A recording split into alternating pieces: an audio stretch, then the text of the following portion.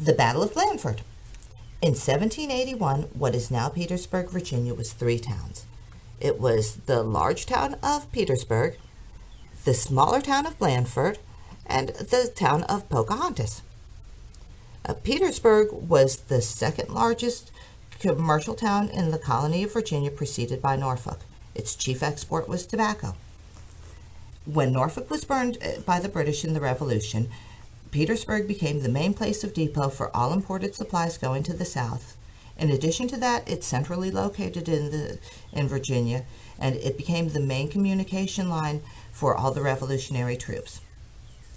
In January of 1781, British troops started floating up the Appomattox River. And in April of 1781, the British Major General William Phillips and his troops, the British regulars, started destroying warehouses and towns all up and down the river. His troop size was 2,500 people, and he landed in City Point, which is part of Hopewell, Virginia, in April of 1781. Okay, this is General Frederick Wilhelm August Heinrich Ferdinand von Steuben, or General von Steuben. He's Prussian. He was one of the fathers of the Continental Army.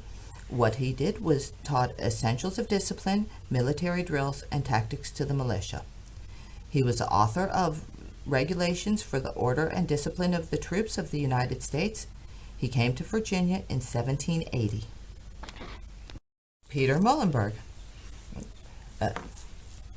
Pennsylvania preacher turned militiaman, turned into a brigadier general. He headed the two regimes that fought at Poor's Creek. British, we have Major General William Phillips. He started as a British artilleryman, then he became Major General of the British Army. His troop was the British Regulars. British General or British Colonel John Simcoe. He was a British Army general. His troop was the Queen's Rangers. Battle details. The objective of Major General Phillips was to capture supplies, cut American communication lines, and join General Cornwallis's troops.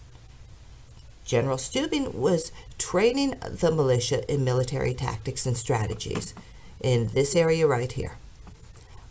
What he did was he had two regiments, about 400 people, that he placed in this area known as Poor's Creek. He himself took command of two other regiments of about 200 apiece, so 400 in this area known as Lieutenant's Run, and he had one regiment of 200 people placed right here at the foot of the Pocahontas Bridge. Major General Phillips' troops, the British regulars, marched in from this direction and encountered the first two regiments that were headed by Peter Muhlenberg. The Americans were able to hold off the British regulars for about 30 minutes. Then the British whipped out their cannons. So the American militia retreated in this direction. They joined General von Steuben's troops in this area. There was another British encampment that was right here that was headed by Colonel John Simcoe. They had started marching in this direction. Essentially, the Americans were then trapped by the regulars on this side, the Queen's Rangers on this side. So von Steuben ordered that they all retreat across the Pocahontas Bridge, which they did in a very organized and orderly fashion. After the retreat, they burned the bridge, and essentially the Battle of Blandford was won by the British. So let's go on over and take a trip and go check out these locations and see what they look like now.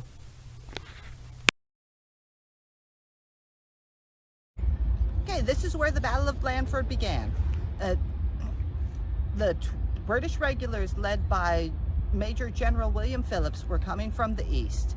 In this area is where Brigadier General Peter Muhlenberg had two regiments, roughly 400 militiamen waiting for them.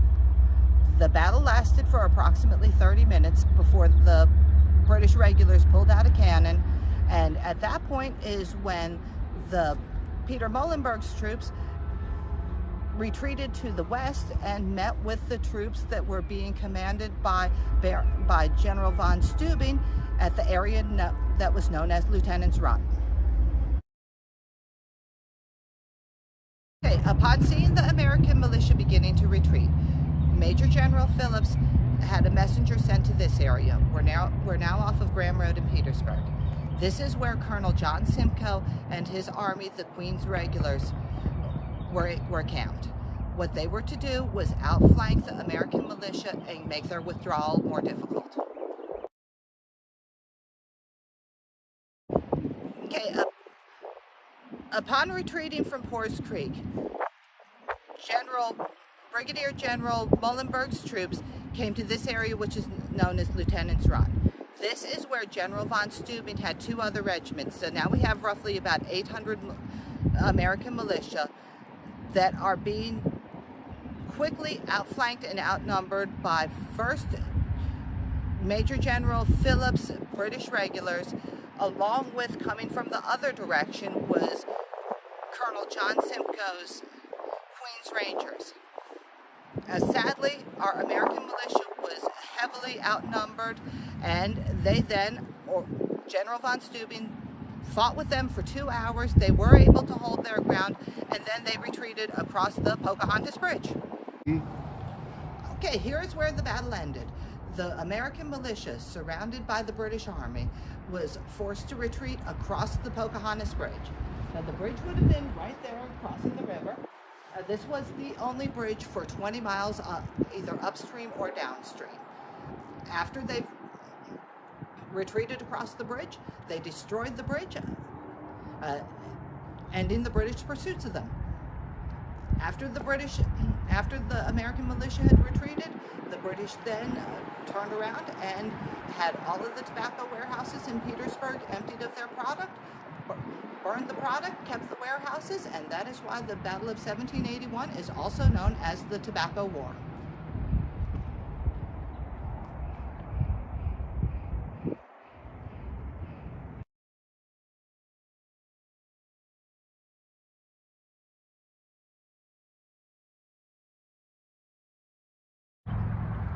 Okay, we are now at the corner of Franklin Street here in Petersburg, and this is where Bolingbroke was located. Bolingbroke was a home that was the home of the Bowling family, and it was situated at an east-west axis on this corner, approximately this location. It was actually 2 structures.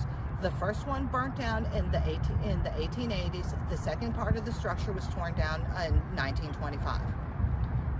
After the Battle of Petersburg, this is where General Phillips had made his headquarters. Directly after the stop of the battle, General Phillips went to fighting in Chesterfield. He returned to Bolingbroke at the beginning of May 1781 to await Cornwallis's army. However, when he returned, he was very sick with a fever. He was said to have either typhus or malaria, and while he was in the house, basically in excruciating pain, there was another battle going on, a very short skirmish with the British and Lafayette's army on the other side of the river, in which General Phillips was quoted as saying that the Americans just would not let him die in peace. He died on May the 13th, 1781 at Bolingbroke.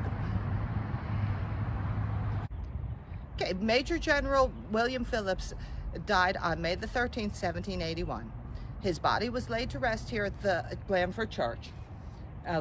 The exact location of his grave is unknown. However, in 1914, the Daughters of the American Revolution, Francis Bland chapter, had this monument erected to commemorate him.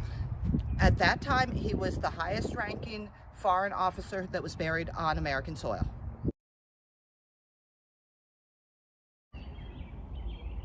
Okay, after the militia's defeat at Petersburg and the death of Major General Phillips, General Phillips' troops were reassigned to Benedict Arnold, who was camped at Westover, which is a few miles from here.